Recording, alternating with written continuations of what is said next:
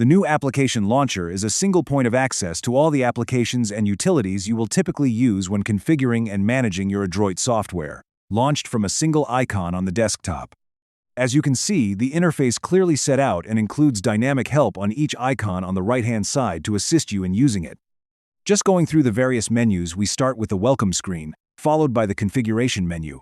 This offers access to the Adroit Configuration Editor where you can set up new Adroit projects and environments. The Licensing menu launches the Adroit License utility where you can manage your software licenses.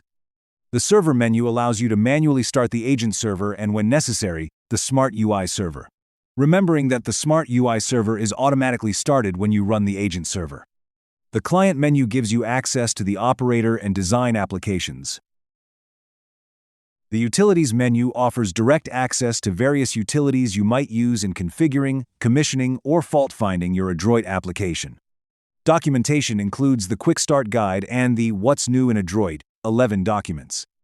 The Demo menu allows you to launch the agent server in time-licensed mode, giving you 2 hours of live running to configure and test should you not yet have a license installed.